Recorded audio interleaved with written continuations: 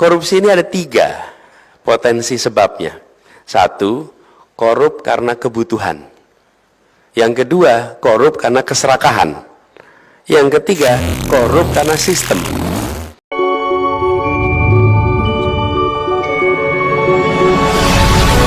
Dunia Risalah. Ikuti dan tonton live streaming debat seru Capres 3 di channel ini. Kolaborasi bersama narasi Mata Najwa, saksikan dan tunggu tanggal mainnya. Penegakan hukum.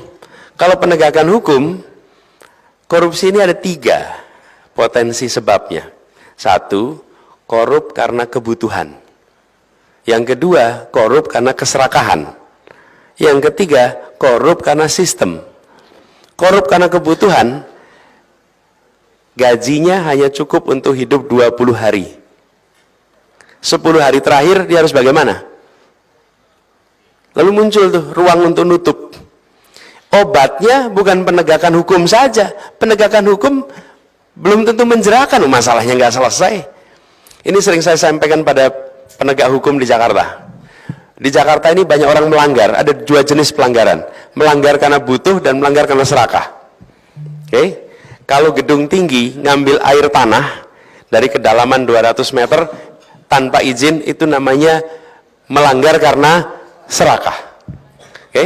Tapi kalau pedagang kaki 5, itu kalau melanggar biasanya karena kebutuhan. Selama kita tidak menyelesaikan kebutuhannya, dia akan terus-menerus melanggar. Karena itu negara menyelesaikan kebutuhannya, sehingga pelanggaran selesai, bukan diberikan hukuman yang berat. Hukuman berat tidak menyelesaikan, karena kebutuhannya tidak terpenuhi. Tapi kalau yang melanggar karena keserakahan, nah baru ini pakai hukuman yang menjerahkan. Ada rasa takut di situ. Dan koruptor paling takut adalah miskin atau miskin. Ada yang mengusulkan hukuman mati. Saya sampaikan, selama sistem penegakan hukum kita belum sempurna, jangan letakkan hukuman mati di sini. Karena ketika kita melakukan kekeliruan, kita tidak bisa mengkoreksinya. Jika sistem kita sudah sempurna untuk proses pengadilan dan lain-lain, nah itu soalnya lain. Tapi sebelum sempurna, maka perlu ada ruang. Bayangkan selesai 2-3 tahun kemudian muncul bukti baru, ternyata dia bukan koruptornya. Mau dikembalikan pakai apa coba? Nggak bisa. Nggak bisa. Itu sebabnya kenapa saya sampaikan dimiskinkan. Karena kita ada ruang. Jika sampai, kita ini manusia khilaf, ada ruang untuk itu. Nah ini yang kemudian dilakukan. Kami melihat penting sekali untuk segera mensahkan undang-undang perampasan aset oleh negara. Sehingga koruptor yang kemudian KPK ini tidak boleh sekedar taat hukum. KPK ini harus taat pada kode etik. Dia harus lebih tinggi dari hukum. Dia harus taat pada kepatutan. Kepatutan. Karena itu tadi kemarin saya sampaikan bahwa bila Allah takdirkan untuk kami bertugas, maka kami akan sampaikan semua pimpinan KPK yang terpilih harus tanda tangan pernyataan akan mengundurkan diri jika melanggar kode etik KPK. Selesai. Jadi bukan mengundurkan diri kalau jadi tersangka, bukan. Itu aja masih belum.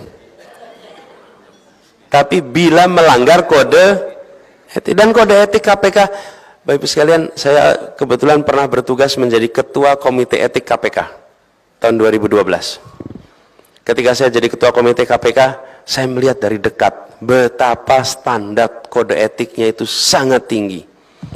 Dan pada waktu itu saya belum pernah, ini saya cerita sedikit, saya belum pernah datang berada di sebuah kantor yang ketika waktu duha musolanya penuh dengan orang-orang sholat duha, kecuali di KPK. Betul-betul, saya datang kantor banyak, tapi hanya di KPK. Ini peristiwa 2012. Ketika waktu duha, itu semua hadir di situ. Begitu waktu sholat masuk, semua berbondong-bondong ada di musola. Dan waktu saya ngobrol dengan mereka, itu mereka selalu ingin cerita. Kan di musola kita duduk gitu, Pak, kami yang di sini ini betul-betul hanya mengandalkan pada pertolongan Allah, tidak ada yang lain. Karena yang dihadapi luar biasa. Bapak Ibu sekalian, luar biasa. Kita di sini tahu beres, Bapak Ibu. Karena mereka tak bercerita. Itu kalau datang ke situ ketemu dengan mereka-mereka yang bertugas, kalau saya mengatakan saya bangga lihat anak-anak muda penuh integritas yang waktu itu menjaga KPK. Luar biasa. Nah, tapi sebagian udah dikeluarin kemarin. Udah dikeluarin. Ini harus dikembalikan lagi nih orang-orang yang waras-waras ini. Mereka-mereka yang pemberani-pemberani ini. Orang-orang pemberani luar biasa. Saya pernah ngobrol dengan satu orang.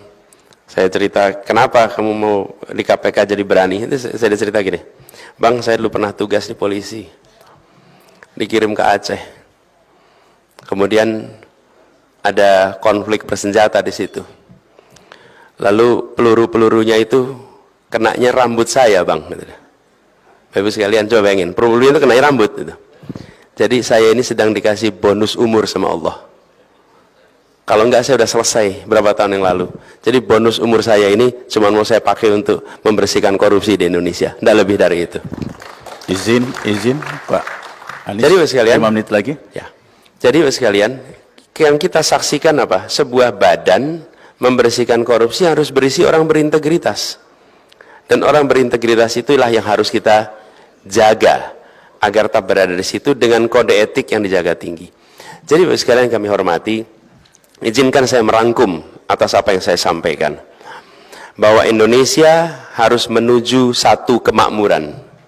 Karena dengan satu kemakmuran, kita akan bisa merasakan Indonesia memberikan perlakuan yang sama bagi semuanya. Itu dilakukan lewat apa? Lewat mereview semua kebijakan yang ada, agar kebijakannya membesarkan yang kecil, menguatkan yang lemah, tanpa mengecilkan yang besar, tanpa melemahkan yang kuat. Garisnya itu. Lalu di dalam proses ini semua kita menyaksikan perlunya menjaga tatanan negara ini untuk selalu berada di dalam tatanan yang menjunjung tinggi adab di dalam bernegara, etika yang dijaga, prinsip negara hukum bukan negara kekuasaan. Ini. Lalu salah satu masalah terbesar Republik ini adalah praktek korupsi. Dan praktek korupsi ini diselesaikannya melalui satu, yang karena kebutuhan dibereskan kebutuhannya, yang karena keserakahan diberikan ancaman hukuman yang menjerakan, dan institusi yang mengelola penegakan hukum untuk korupsi yang serakah adalah KPK. KPK-nya ditinggikan standar kode etiknya. PR kita banyak.